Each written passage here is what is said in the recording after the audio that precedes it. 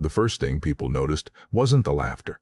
It was the silence. The cafeteria at Ash Creek Middle School usually buzzed with the familiar sounds of trays sliding across tables, sneakers squeaking against polished floors, and hundreds of conversations blending into one endless hum. But on that gray Thursday in late October, the noise collapsed into an uneasy hush as a worn leather Bible skipped across the cafeteria floor, slid through a puddle of spilled chocolate milk, and came to rest against the leg of a lunch table. Every eye followed it. Some students covered their mouths. Others reached instinctively for their phones. A few simply stared. 14-year-old Logan Brooks leaned back with the confidence that came from never being told no.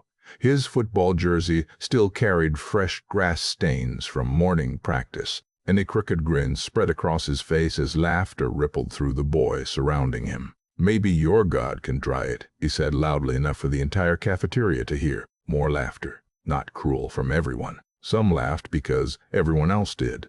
Some because they didn't want to become the next target. At the edge of the room stood Ethan Carter, 13 years old, thin, quiet. His backpack hung from one shoulder. His lunch tray rested untouched in one hand. For just a moment, his face betrayed something no child should ever have to hide: embarrassment, hurt, confusion. Not because someone had insulted him.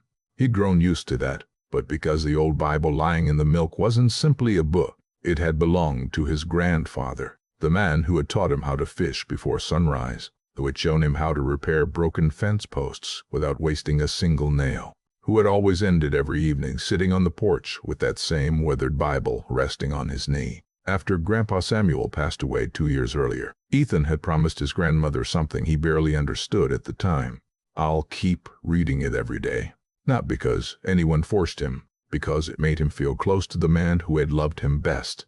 The cafeteria remained strangely quiet as Ethan slowly walked forward. His shoes splashed through the milk. He bent down, picked up the soaked Bible with both hands. The pages clung together. Several corners had torn. He gently wiped the leather cover with the sleeve of his flannel shirt. He never looked at Logan, never answered, never raised his voice. He simply held the book against his chest and walked away. The silence somehow felt louder than any argument could have been. Outside the cafeteria windows, an elderly man loading groceries into the back of an old pickup truck had witnessed the entire scene. He stood perfectly still, one hand resting on the truck bed, watching Ethan disappear down the hallway. His expression wasn't angry.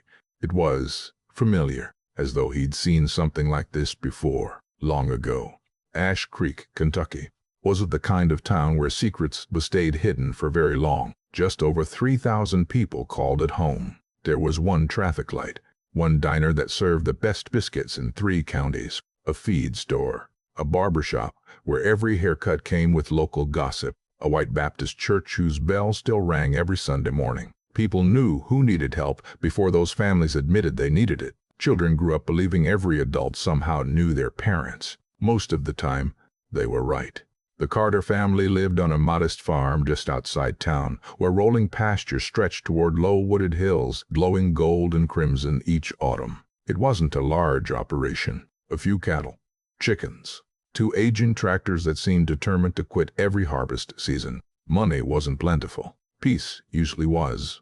Every morning before sunrise, Ethan woke without an alarm. The smell of fresh coffee drifted through the farmhouse while his father, Daniel Carter, pulled on worn work boots by the back door.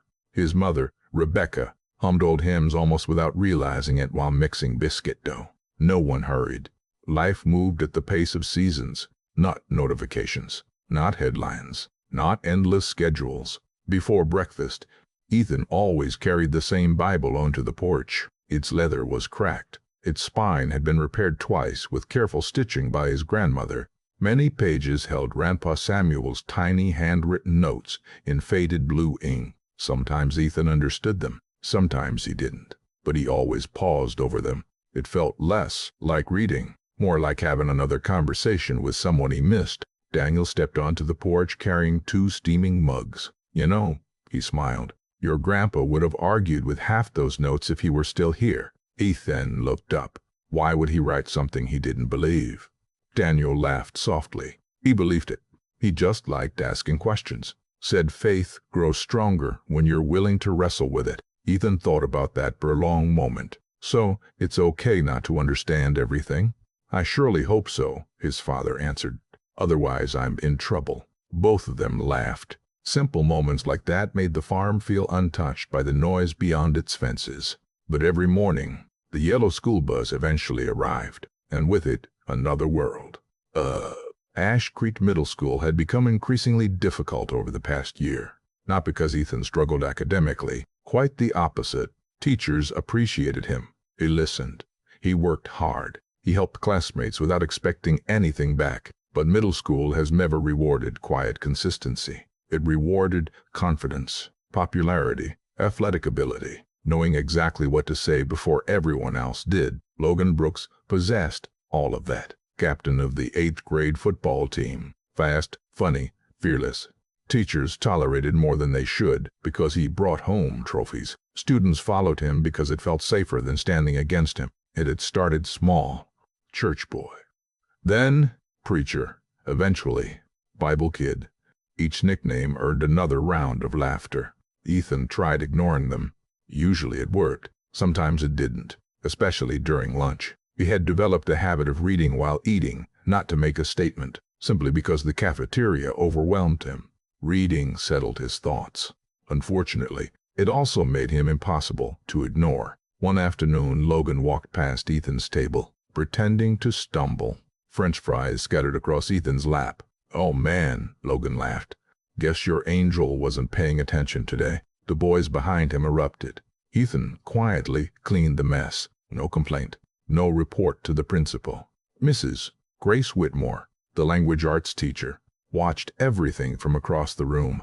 She taught in Ash Creek nearly 25 years. She had seen countless versions of children like Logan, and children like Ethan. Bullies often hid pain. Quiet kids often carried strength no one noticed. After school, she caught Ethan outside. "You handled yourself well." He shrugged. "I didn't really do anything."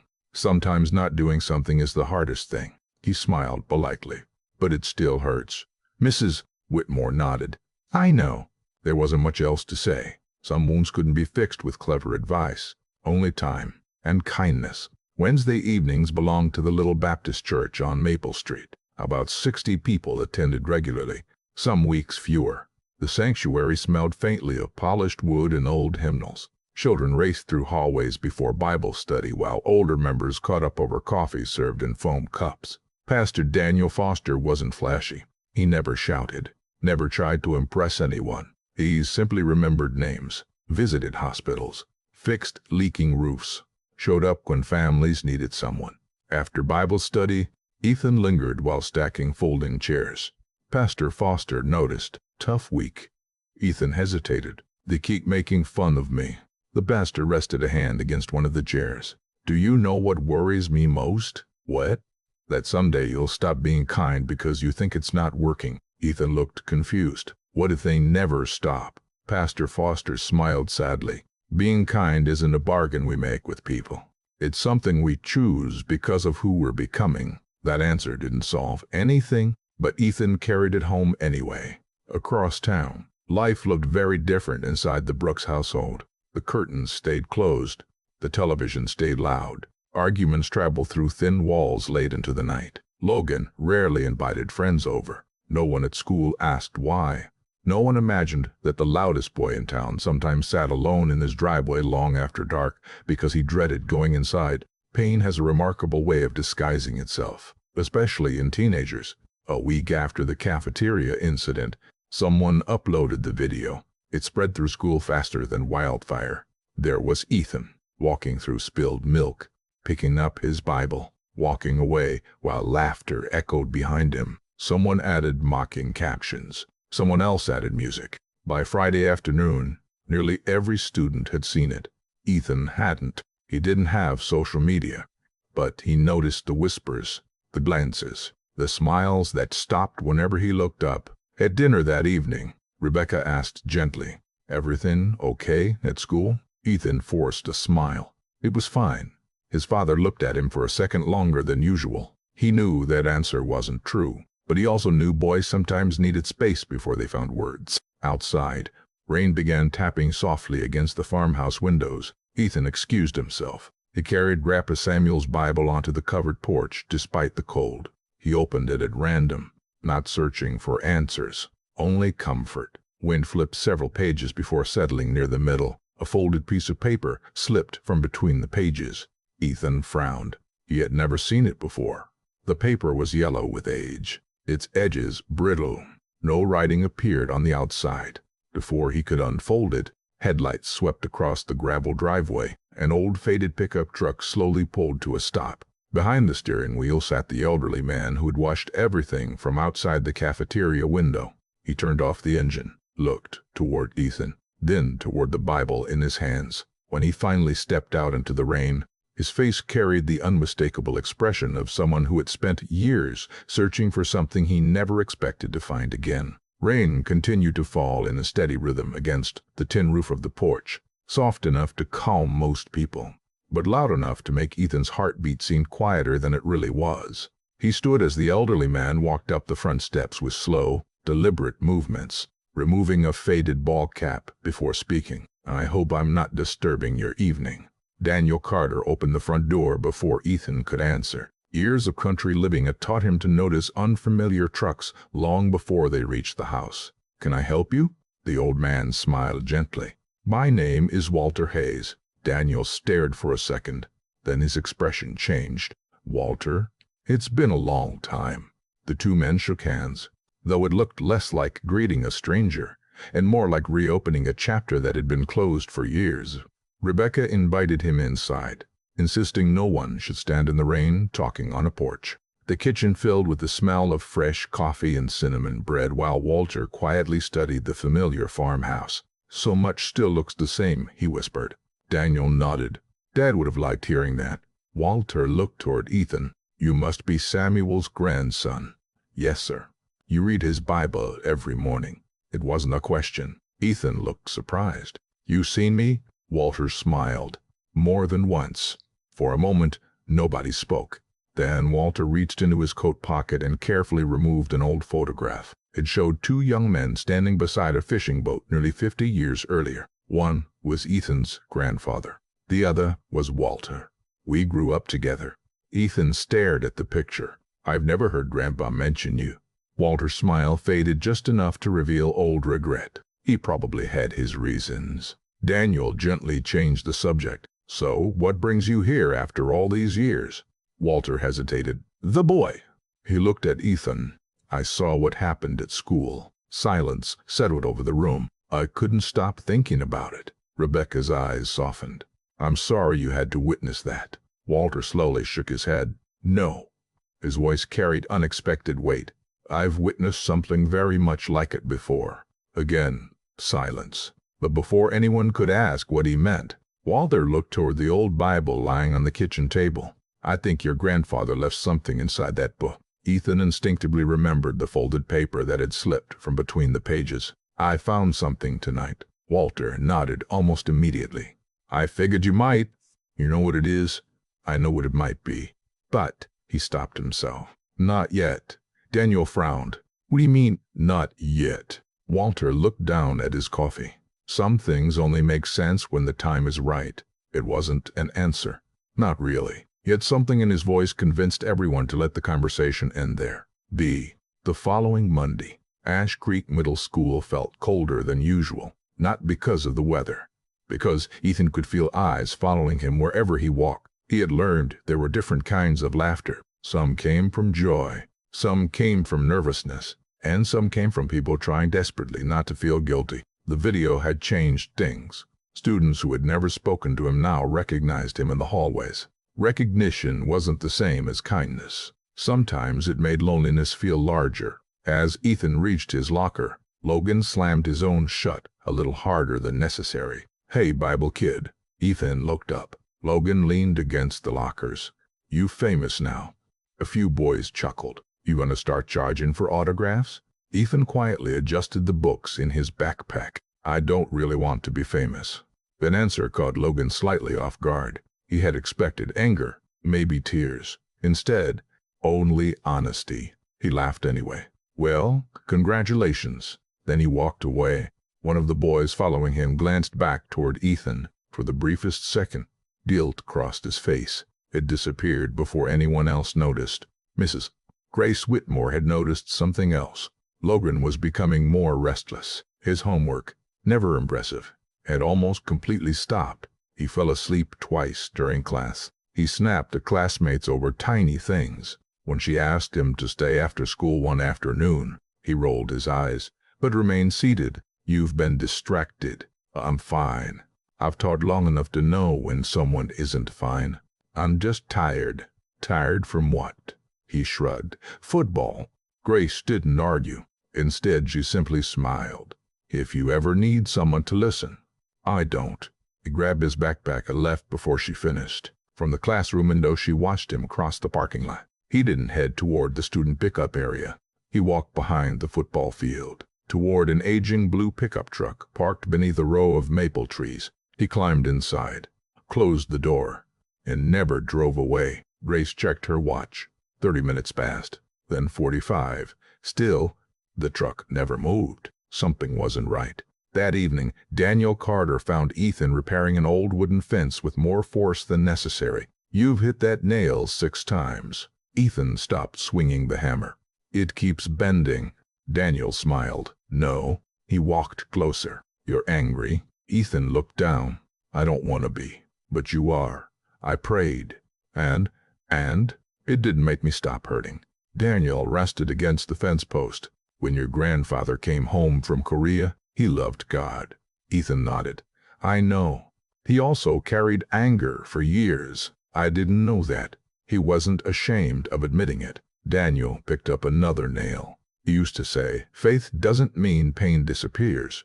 It means pain doesn't get the final word." Ethan looked across the pasture where cattle wandered quietly beneath the setting sun. "Do you think Logan hates me?" Daniel considered the question. "I think hurt people sometimes choose the wrong target. That doesn't make it okay." "No, it doesn't. But it might explain more than you can see." The annual Ash Creek Harvest Festival arrived the following weekend. Every October, the entire town gathered downtown. Homemade pies, bluegrass music, children chasing each other through piles of leaves. Local businesses donated prizes. Farmers displayed pumpkins larger than toddlers. It was the kind of event that reminded people why they never left small towns. The Carter family volunteered every year. Rebecca helped organize the bake sale. Daniel grilled hamburgers. Ethan helped children paint birdhouses. For a few hours, school disappeared. Until Logan arrived. He wasn't with friends. He wasn't laughing. He wandered alone through the crowd. His father, Caleb Brooks, followed several steps behind. The smell of alcohol reached Daniel before Caleb did. Caleb stumbled while trying to greet another parent. The conversation ended quickly. People politely drifted away. Logan pretended not to notice, but Ethan did. For the first time, he saw something he'd never seen before. Embarrassment. Not the embarrassment of getting caught doing something wrong. The embarrassment of loving someone who kept breaking your heart. Logan noticed Ethan watching. Their eyes met. Neither spoke. Then Caleb shouted from across the sidewalk. "Logan!" Heads turned. Caleb nearly lost his balance. Logan hurried over before his father could fall. The confident football captain suddenly looked like a frightened little boy trying to hold together a family no one else could fix. Ethan watched them disappear toward the parking lot. Something shifted inside him. The insult still hurt. But now, questions had replaced some of the anger. Late Sunday afternoon, another surprise arrived. Walter Hayes returned, this time carrying a weathered tackle box. "I thought this belonged here." Inside lay dozens of old fishing lures, photos, pocket knives, and a small leather notebook. Samuel Carter's handwriting covered nearly every page. Walter carefully held the notebook without opening it. "Your grandfather wrote during our fishing trips." Daniel smiled. "I forgot this even existed." Walter looked toward Ethan. "Samuel believed memories should be passed down. So why did you keep it all these years?" Walter's eyes drifted toward the pasture. "Because I wasn't ready to come home." Again, an answer that raised more questions than it solved. Ethan noticed Walter gently rubbing his wedding ring, although there was no sign his wife was with him. Loss recognized loss. Neither spoke about it. School grew worse after the festival. Not dramatically, quietly. Someone taped a handwritten sign to Ethan's locker. Holy, Bowie saves nobody. Another day his backpack disappeared before gym class. It eventually turned up inside the janitor's closet. His Bible was still there. Nothing had been stolen, but someone had folded several pages. Mrs. Whitmore demanded to know who was responsible. No one answered. The silence hurt almost as much as the bullying, because dozens of students had seen it happen. Not one had spoken. That afternoon, Ethan sat alone beneath the old oak tree near the baseball field, waiting for his father. He opened the Bible again. The folded paper remained tucked between its pages. He had resisted opening it ever since Walter's visit. He couldn't explain why. Perhaps because some part of him believed once it was opened, something would change. He reached for it. His fingers touched the brittle edges. "Ethan?" He looked up. Mrs. Whitmore stood nearby. "I was wondering if you'd help me carry some books." He quietly slid the paper back inside. "Sure." As they walked toward the school building, she glanced sideways. What? You've been kinder than most adults would be." "I don't always feel kind." "No," she smiled. "But feelings aren't always the best measure of character." He thought about those words all evening. 2 nights later, a violent autumn storm swept across Ash Creek. Wind bent century-old trees. Power flickered throughout the county. Rain hammered rooftops. Sirens echoed somewhere beyond town. Around midnight, Daniel received a phone call. He answered sleepily. Within seconds, he was fully awake. Rebecca looked up from bed. "What happened?" Daniel listened another moment, then quietly said, "We're on our way." Ethan, already standing in the hallway after hearing the phone ring, looked at his father. "Who is it?" Daniel hesitated, then answered with words Ethan never expected to hear. "The Brooks place." He grabbed his work boots. A huge oak came down. He paused, and Logan's father is trapped inside. The drive to the Brooks property took less than 15 minutes, but it felt much longer beneath a sky that flashed white every few seconds. Wind shoved against Daniel Carter's old pickup, while branches scattered across the narrow county road. Ethan sat quietly in the passenger seat, his stomach tight with emotions he couldn't untangle. Just 3 days earlier, someone had shoved his backpack into a janitor's closet. Just a week earlier, Logan had laughed while his grandfather's Bible slid across a cafeteria floor. Now they were driving through a storm to help the same family. Ethan finally spoke. "Does Logan know we're coming?" Daniel kept both hands firmly on the steering wheel. "I don't know." "What if he doesn't want us there?" His father glanced toward him only for a second. "When people are hurting, Ethan, they don't always know what they need." The truck turned onto the Brooks driveway. A massive white oak had crashed through one side of the house. Shingles, broken lumber, and shattered glass covered the yard. Emergency lights painted the rain-soaked trees in flashes of red and blue. Volunteer firefighters hurried between the house and an ambulance. Neighbors stood beneath umbrellas, speaking in hushed voices. Logan was standing alone near the mailbox. His clothes were soaked. Mud covered his jeans. He looked nothing like the confident boy who ruled the school hallways. He looked exhausted, scared, small. The moment he recognized Ethan climbing out of the truck, surprise washed over his face. "You came?" Daniel answered before Ethan could. "Of course we did." No one mentioned school. No one mentioned the video. There were more important things to do. Firefighters had already pulled Caleb Brooks from beneath part of the collapsed roof. He was conscious, but his left leg had been badly injured, and he was being loaded into the ambulance while paramedics worked quickly around him. One of the volunteer captains pointed toward the fallen tree. "We could use another chainsaw." Daniel nodded. "I've got one." Within minutes, he and Ethan were cutting limbs, dragging debris away from the damaged porch, and helping neighbors cover exposed sections of the roof with heavy tarps before another wave of rain arrived. Logan stood nearby at first, uncertain what to do.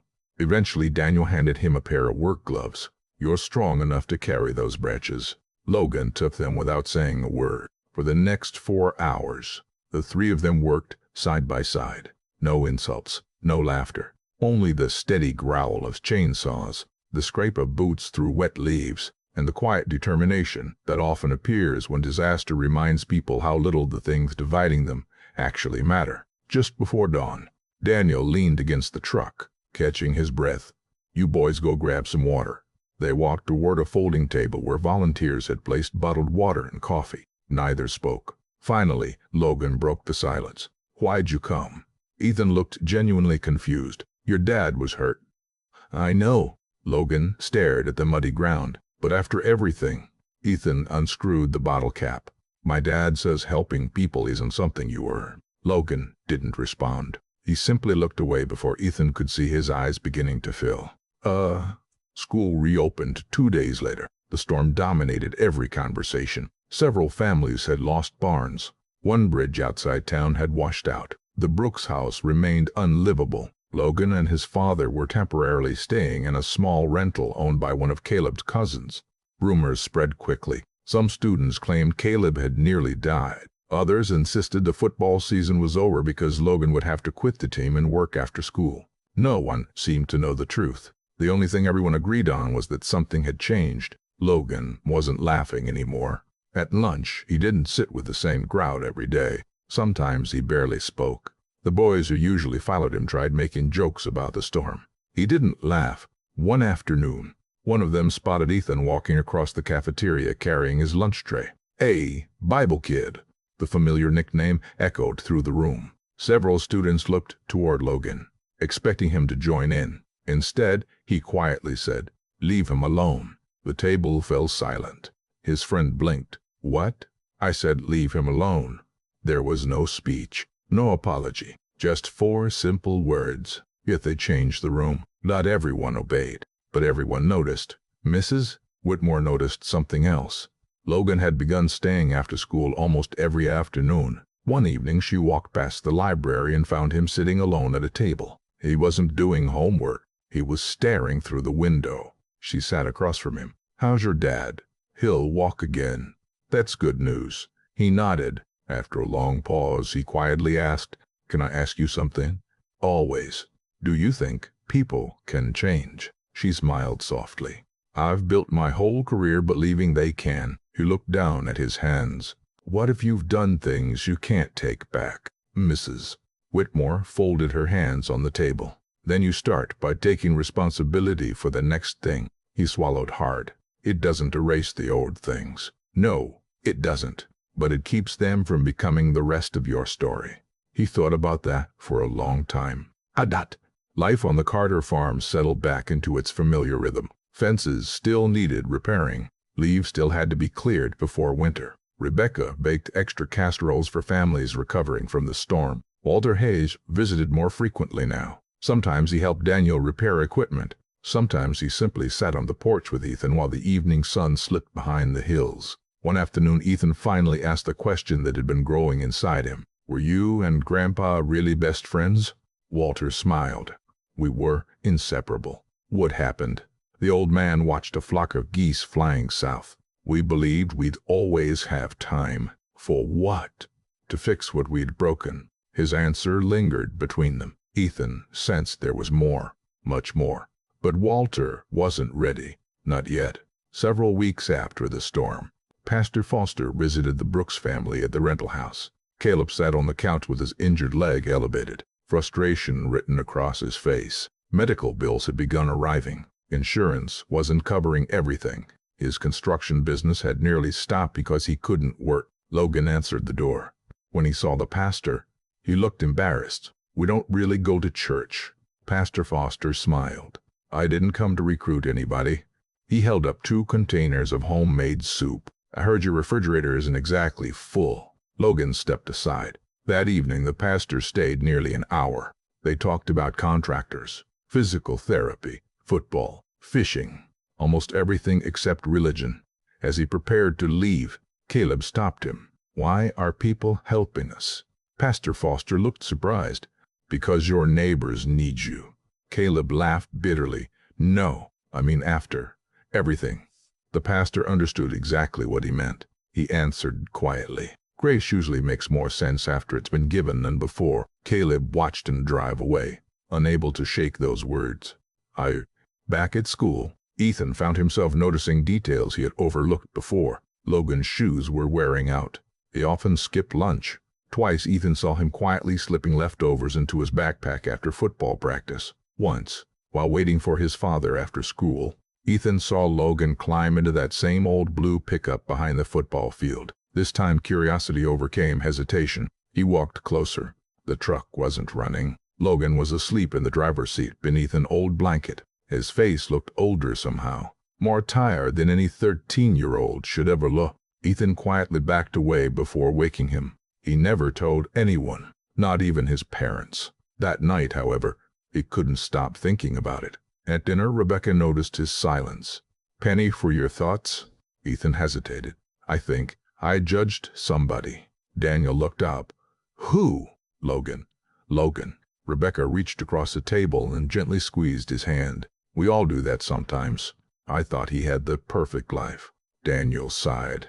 "The hardest battles are often the ones nobody sees." The following Friday, Ash Creek gathered for the final home football game of the season. The whole town seemed to be there. Children chased one another beneath the stadium lights. The marching band warmed up in one corner. Parents carried blankets against the cold November air. Ethan wasn't especially interested in football, but Daniel volunteered to help park cars during home games. Rebecca sold hot chocolate from the concession stand. Ethan wandered toward the bleachers carrying 2 cups of cocoa. As he passed behind the visitors section, he heard raised voices. Caleb Brooks stood near the parking lot arguing with a man Ethan had never seen before. The stranger wore an expensive coat completely out of place in Ash Creek. "You've had enough chances," the man snapped. "I'll pay it." "When?" "I said I'll pay it." The stranger glanced toward the football field. "You'd better." He climbed into a black SUV and drove away. Caleb remained standing alone, shoulders slumped beneath the stadium lights. He looked defeated. Logan had seen everything. So had Ethan.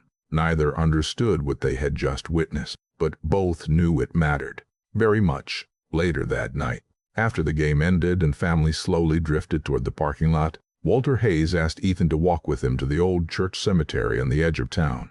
Moonlight rested gently across rows of weathered headstones. They stopped beside Samuel Carter's grave. Walter removed his cap. "I've waited 20 years to say this out loud." Ethan looked at him. Walter's voice trembled. "The reason your grandfather and I stopped speaking," he closed his eyes, "was because of me." Before Ethan could ask another question, Walter reached into his coat and slowly pulled out an old sealed envelope. Its paper was faded. Across the front, in Samuel Carter's unmistakable handwriting, were 5 words: "For Ethan, when the time is right." Walter placed the envelope into Ethan's hands. "I think," his voice caught, "that time has finally come." Ethan stood in the quiet church cemetery with the envelope resting in both hands, afraid that opening it might somehow change everything he believed he knew about his grandfather. The November air carried the scent of damp leaves and pine. Somewhere beyond the cemetery fence, a dog barked once before settling back into the silence. Walter Hayes stared at Samuel Carter's headstone for a long moment. "I've carried that letter for 20 years, he said softly. "Some days I almost mailed it. Other days I almost burned it." "Why didn't you?" Walter let out a slow breath. "Because I wasn't sure whether I was protecting you or protecting myself." Ethan looked down at the familiar handwriting. His grandfather had written his name years before Ethan was old enough to understand what forgiveness even meant. "I don't understand." "You will." Walter gently nodded toward the envelope. "But not all at once." Ethan carefully broke the brittle seal. Inside was a single folded page. No long explanation. No hidden family secret. Only a short, handwritten note. "If you're reading this, then God has already answered a prayer I prayed long ago. Don't let another person's worst mistake become the reason your own heart grows hard. Some people need more time than others to find their way home. Love them anyway." Ethan read it twice. Then a third time, he looked back at Walter. "Is this about you?" The old man's eyes filled before he answered. "Yes." "What happened?" Walter lowered himself onto a nearby bench. "When your grandfather and I were young, we built almost everything together. Barns, fences, fishing docks. We thought we'd grow old side by side." He smiled faintly. "Then money got involved." Years earlier, Walter had invested nearly everything the two friends owned into a small equipment business. A trusted partner disappeared with the money. The business collapsed. Walter, ashamed and overwhelmed, blamed Samuel instead of admitting his own poor decisions. Harsh words became months of silence. Months became years. Neither man took the first step. By the time Walter was finally ready to apologize, Samuel had already become ill. "I visited him once," Walter whispered. "I parked outside this very church. You saw Grandpa." "I saw him walking out after Sunday service." Walter's voice cracked. "I was 10 feet away." "What happened?" "I got back into my truck and drove home." "Why?" "Why?" "I told myself I'd come back next week." He closed his eyes. There wasn't a next week. Samuel had suffered a massive heart attack 3 days later. Walter never spoke to him again. The weight of that unfinished conversation had followed him every day since. "I spent 20 years wishing I'd walked those last 10 feet. Ethan looked at the letter again. His grandfather had known. He had prayed for Walter even after everything that had happened. Not because Walter deserved it. Because Samuel understood something Walter didn't. Bitterness always costs more than forgiveness. Hell. The following Monday, Ethan couldn't stop thinking about the letter. Every hallway at school suddenly felt different. Every conversation seemed to carry invisible stories. How many people were fighting battles no one else could see? How many carried regrets they had never spoken aloud? Even Logan looked different now. Not because he had changed physically, because Ethan had begun seeing him as a person instead of a problem. That afternoon, Mrs. Whitmore assigned students a partner project in language arts. Names were drawn randomly. A murmur spread through the classroom. Ethan Carter. She unfolded the next slip of paper. Logan Brooks. Several students laughed quietly. Logan looked as uncomfortable as Ethan felt. Mrs. Whitmore simply smiled. Life has a funny way of introducing us to people we thought we already understood. Neither boy argued. Their first meeting took place in the public library after school. For nearly 5 minutes, neither said much beyond discussing the assignment. Finally, Logan broke the silence. "I should probably say something." Ethan looked up. "I'm sorry." The words came quietly, almost awkwardly. "I know saying it doesn't fix everything." "No, it doesn't." Logan nodded. "I figured." Another silence settled between them. Then Ethan surprised himself. "I wasn't sure you'd ever say it." "I wasn't either." Logan laughed once. It wasn't the loud, confident laugh everyone at school knew. It was tired, honest. "My dad always says apologizing makes you look weak." "What do you think?" Logan stared at the tabletop. "I think he's wrong." That afternoon they actually completed very little homework. Instead they talked about fishing, football, favorite movies, broken tractors, their grandfathers. It felt strangely normal, as though the friendship should have happened much earlier. As they packed their backpacks, Logan hesitated. "Can I ask you something?" "Sure." "Why didn't you hate me?" Ethan thought about the letter folded safely inside his Bible. "I wanted to." Logan looked surprised. "I really did." "So what stopped you?" Ethan smiled faintly. "My grandfather." Meanwhile, Caleb Brooks found himself facing problems that no amount of pride could solve. Medical bills continued arriving. The construction company he had worked with for years had canceled 2 major contracts. The black SUV Ethan had seen at the football field belonged to a private lender. Caleb had borrowed money months before the storm to keep his struggling business alive. Now the payments were impossible. One evening, Daniel Carter pulled into the rental property's driveway carrying a toolbox. Logan answered the door. "Dad's in the back." Daniel found Caleb trying unsuccessfully to repair a leaking water heater. "I can manage." Daniel knelt beside him anyway. "Maybe." "Listen." But 2 people usually manage faster. For the next hour, they worked side by side. Caleb finally spoke. "I haven't exactly been a good neighbor." Daniel tightened another fitting. "No, I haven't. I know. You still came." Daniel looked at him. "My father taught me something years ago." "What?" "If someone is drowning, you don't ask whether they've always been nice before you throw them a rope." Caleb stared silently at the floor. No one had spoken to him with that kind of honesty in years. As Thanksgiving approached, Ash Creek Baptist Church organized its annual community dinner. The event wasn't only for church members. Anyone could come. Families struggling after the storm, widows, travelers, teenagers who simply wanted a warm meal. Walter Hayes volunteered in the kitchen from sunrise. Rebecca supervised desserts. Daniel helped carry tables. Ethan arrived early to arrange chairs. He wasn't expecting to see Logan walking to the fellowship hall carrying 2 large boxes of canned food. Pastor Foster greeted him warmly. "I'm glad you're here." Logan shrugged. "My mom said somebody needed help." Pastor Foster smiled. "Turns out we always do." Throughout the morning, Ethan watched something remarkable happen. People who had once whispered about Caleb's drinking quietly shook his hand. The elderly women who never missed an opportunity to bring extra pies insisted Logan take leftovers home. No speeches, no announcements, just kindness, the sort that often goes unnoticed unless you spent a long time without it. During dinner, Walter found himself sitting across from Caleb. The 2 men had never really known each other. Conversation came slowly. Eventually, Caleb admitted something. "I've spent years trying to prove I didn't need anybody." Walter nodded knowingly. "How'd that work out?" A tired smile crossed Caleb's face. "Not very well." Walter chuckled softly. "I've been running that same experiment most of my life." The 2 men laughed together. It felt like the beginning of something. Oh. The next week brought another unexpected discovery. Mrs. Whitmore called Ethan into her classroom after school. "I found something while cleaning out an old storage cabinet." She placed a dusty yearbook on her desk. Ash Creek High School, class of 1978. Ethan flipped through the pages, then stopped. There they were, Samuel Carter, Walter Hayes, standing shoulder to shoulder, both smiling. Beneath the picture, someone had written in blue ink, "Best friends, like brothers." Ethan looked up. "Grandpa kept this?" Mrs. Whitmore nodded.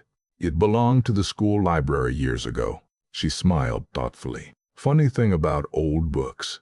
"What?" "They remember people better than people remember themselves." As Ethan carefully closed the yearbook, another folded paper slipped from between its pages. Mrs. Whitmore frowned. "I've never seen that before." The paper was yellow with age. Written across the outside were only 3 words. "Return to Walter."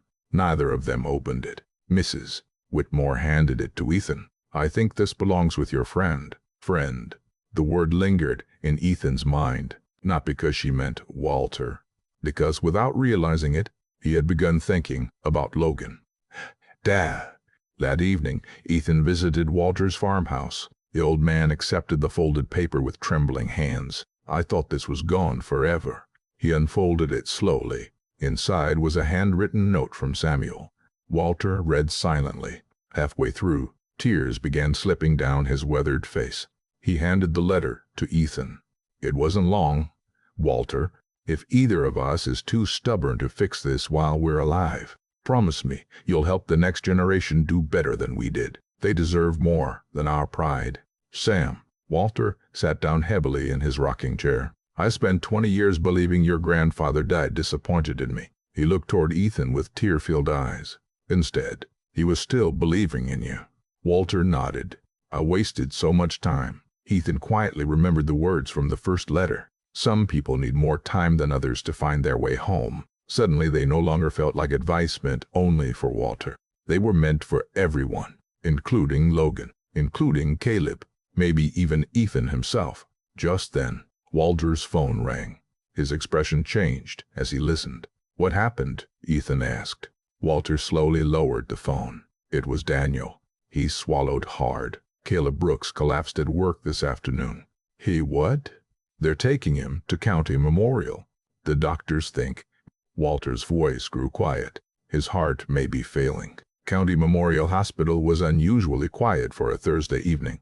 The waiting room lights seemed a little too bright, the coffee a little too bitter, and the clock on the far wall a little too loud. Time always moved differently in places where families waited for news they couldn't control. Logan sat alone with his elbows resting on his knees, staring at the floor without really seeing it. His mother had arrived from Lexington less than an hour earlier, after hearing about Caleb's collapse. They hadn't lived together for nearly a year.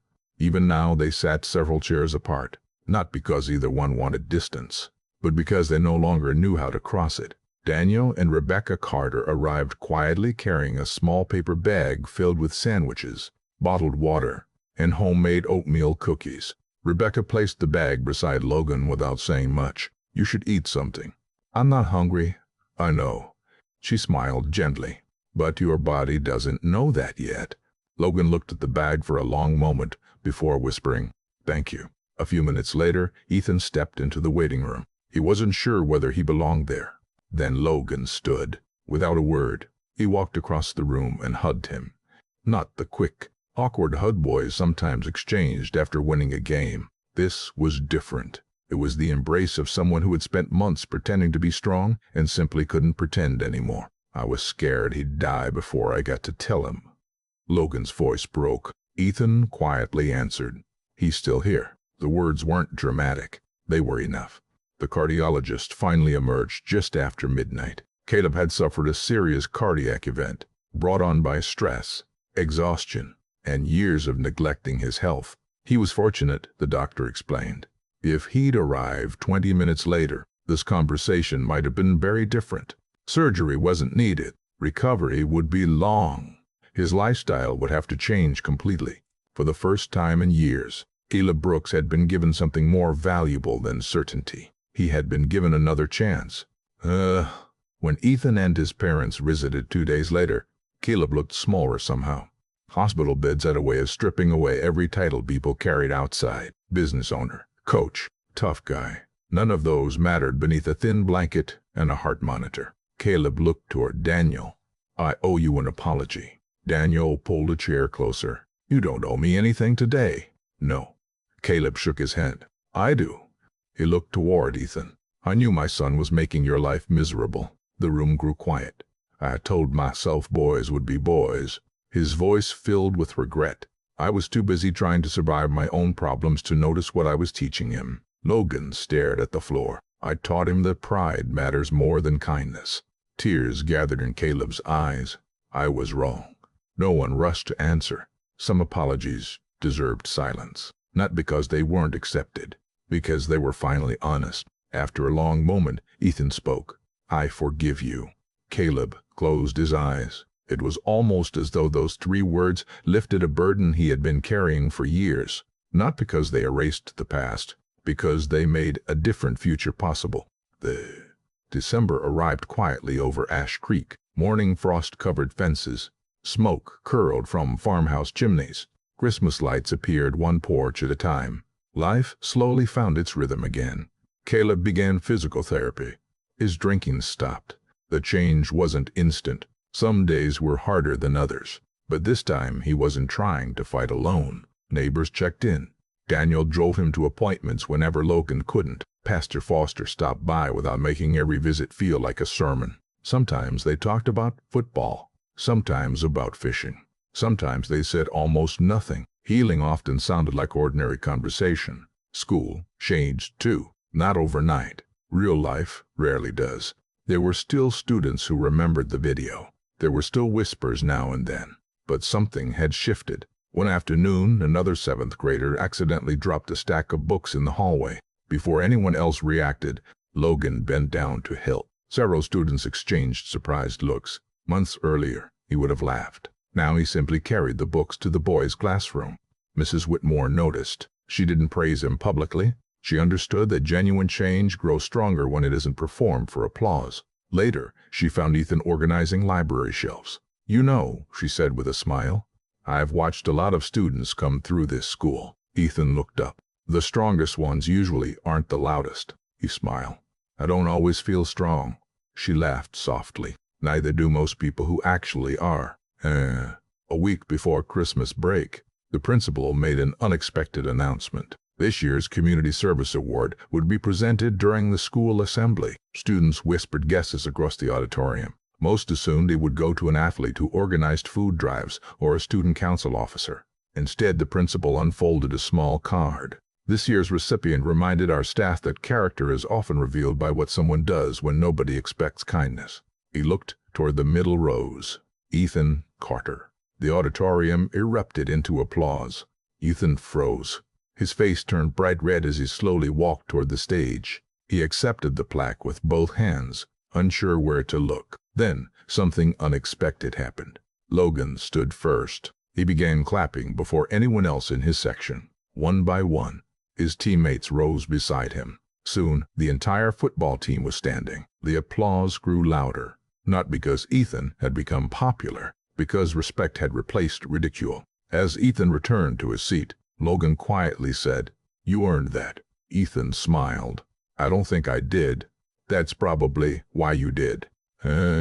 Christmas Eve arrived beneath a blanket of light snow. Ash Creek Baptist Church glowed warmly against the dark Kentucky sky. Candles lined the windows. Children wore sweaters that grandparents insisted were handsome. The sanctuary filled long before the service began. Walter Hayes sat near the back. For years he had avoided that church because every pew reminded him of the friendship he had lost. Tonight was different. Pastor Foster welcomed everyone with the same calm warmth he always carried. Near the end of the evening he invited anyone who wished to share a brief word of gratitude. No one moved at first.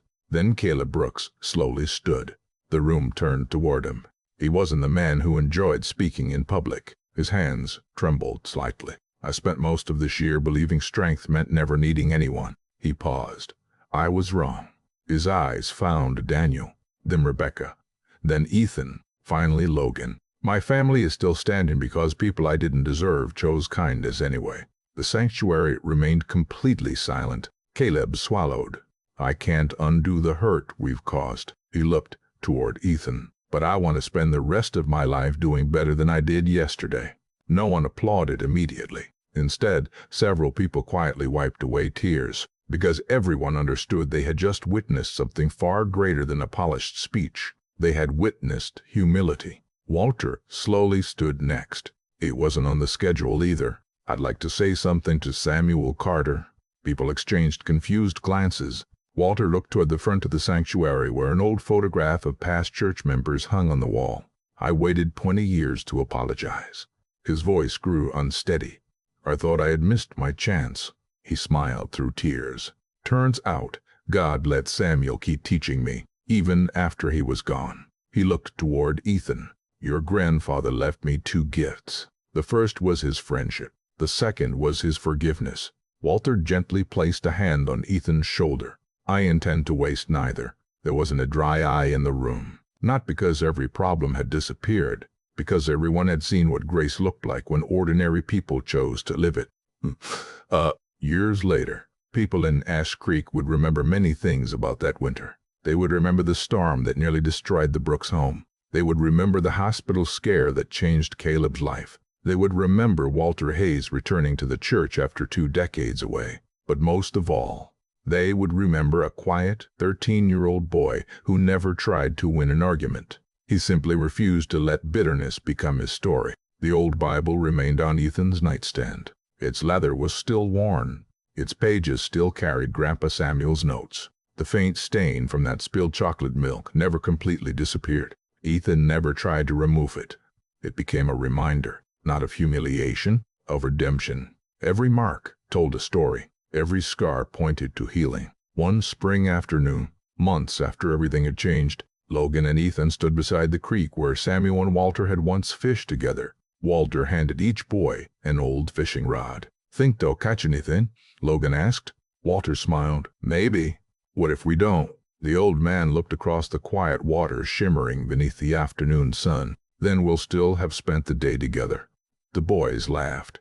The sound echoed across the creek. Walter closed his eyes for just a moment. For the first time in many years, regret no longer felt like the loudest voice in his heart. Hope did. Perhaps that's how God changes hearts most often. Not always through extraordinary miracles that make headlines, but through ordinary people who choose compassion over revenge, humility over pride, forgiveness over resentment, one quiet decision at a time. If you've ever been hurt by someone's words, or if you've ever needed a second chance yourself, perhaps this story feels a little familiar. Maybe someone showed you kindness when you least deserved it. Maybe someone believed in you before you believed in yourself. If so, I'd love to hear your story in the comments. Your experience may become the encouragement someone else has been praying for today. Long after people forget the insults they once shouted, they often remember the grace they never expected to receive. And perhaps that is the truest measure of a faithful life.